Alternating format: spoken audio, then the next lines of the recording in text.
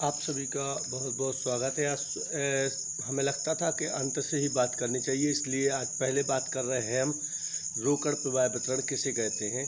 एक निश्चित अवधि के भीतर व्यवसाय में किन किन साधनों से रोकड़ कितने आती है और किन किन मदों में कितनी रोकड़ खर्च होती है, अन्य रूपों से बाहर चली जाती है। इस उद्देश्य की पूर्ति के लिए जो वितरण तैयार किए जाते हैं उसे ही हम रोकड़ प्रवाह वितरण के नाम से जानते हैं।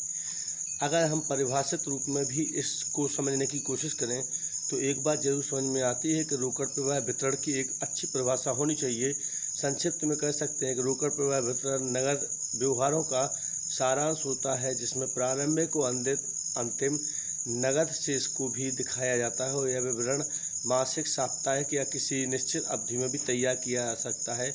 इसके लिए 1 महीने का या पूरे साल का भी आप लोग निश्चित तौर पे है कि समय ले सकते हैं, क्योंकि इसमें आवश्यक नहीं है कि कितना समय लिया जा सकता है। इसलिए ऐसी चीज़ों को हम विशेष तौर पर ध्यान रखते हैं।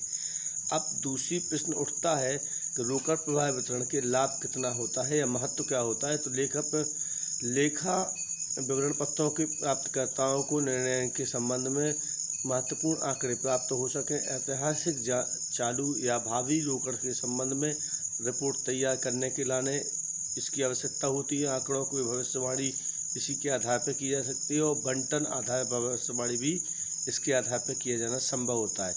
लेकिन यदि पारस्परिक लेखांकन विधि के अंतर्गत बंटन की संभावना समाप्त हो जाने करनी होती है तो भी हमें इस प्रकार की रोकड़ की आवश्यकता होती है। वहीं अगर बात करते हैं कि मूल्य स्तर में परिवर्तन को भी देखा जाता है, जिसके लाभ में रूप में गिना जाता है, और वित्तीय विवरण पत्रों को तैयार करना भी इसका एक लाभ होता है। अब बात की जाती है कि रोकड़ प्रवाह सीमाएं कितनी होती है। सबसे पहले अगर सीमा पर ध्यान दें तो किसी उपक्रम के लिए रोकड़ का ज्ञान होना बहुत ही आसान होता है, लेकिन तरलता, स्थिति की शोधन क्षमता आदि की जानकारी इसमें ज्ञात नहीं होती है, मतलब ब्याज की जानकारी हमें प्राप्त नहीं होती है। इसलिए रोकड़ प्रवाह जो वितरण होता है उसके बारे में हमें काफ़ी ध्यान रखना पड़ता है। अब बात करते हैं दूसरी चीज़। तो रोकड़ प्रवाह वितरण द्वारा आय वितरण का स्थानांतरण नहीं होता है और साथ में दीर्घकालीन जो वित्त विश्लेषण के लिए रोकड़ प्रवाह वितरण अनुपयोगी माना जाता है। और अगर अतीत के रोकड़ की संबंधी जानकारी भी प्राप्त नहीं इसके द्वारा होती है, क्योंकि पहले यह वर्तमान स्थिति को ही दर्शाने के लिए माना जाता है। और रोकड़ प्रवाह स्थिति में जो वितरण होगा उसमें ये नहीं बताया जाएगा कि पहले कितना रुपये आया था या चला गया था। उस चीज़ पर ध्यान देना आवश्यक होता है। अब बात आती है कि जो रोकड़ प्रवाह वितरण है में प्रतिदिन के परिवर्तनों की जानकारी प्राप्त नहीं होती है, क्योंकि यह साप्ताहिक, महीने का या पूरे वर्ष का विवरण होता है। वहीं अगर बात की जाती है कि इसके आधार पर मूलभूत अवधारणा जैसे उपार्जन आधार को छोड़ दिया जाता है, मतलब लाभ के अतिरिक्त कई प्रकार की मदें होती हैं जो प्राप्त होती हैं जिन्हें छोड़ दिया जाता है, और लाभ हानि खाते और आर्थिक चिट्ठी का स्थान इसमें नहीं दिया जाता है, क्योंकि लाभांश स्थान लेता है। अब वित्तीय विवरण किसे कहते हैं। तो उन वित्तीय विवरण उन प्रपत्रों में से एक है जिनमें किसी संस्था से संबंधित आवश्यक वित्तीय सूचनाओं का वर्णन किया जाता है। केवल इसमें नकदी लेन देन का ही उपयोग किया जाता है, चेक का भी इसमें उपयोग किया जा सकता है, लेकिन अन्य अगर हम कहें कि ड्राफ्ट का इसमें उपयोग नहीं माना जा सकता है।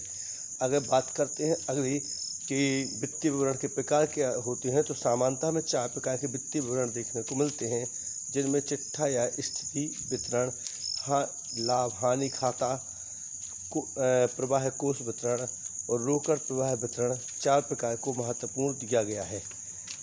इसमें एक बात जरूर ध्यान रखने का कि इसमें सभी प्रकार के नकदियों को और चेक के द्वारा दिए जाने वाले सभी वितरणों को ही इसमें सामान्य तौर पर ग्रहण किया जाता है।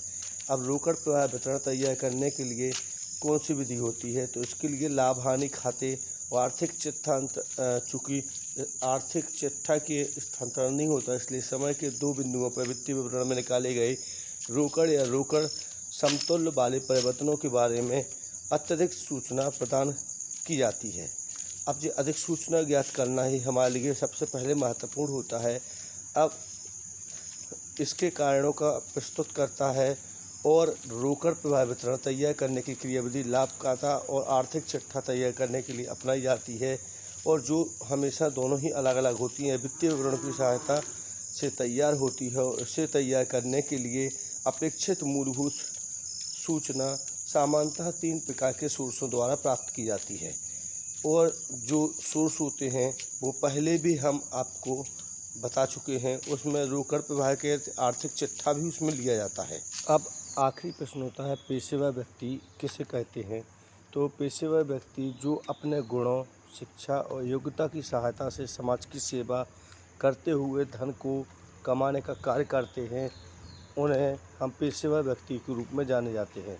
इसमें शिक्षक, वकील, इंजीनियर और डॉक्टर जैसे व्यक्तियों को समाहित किया जाता है।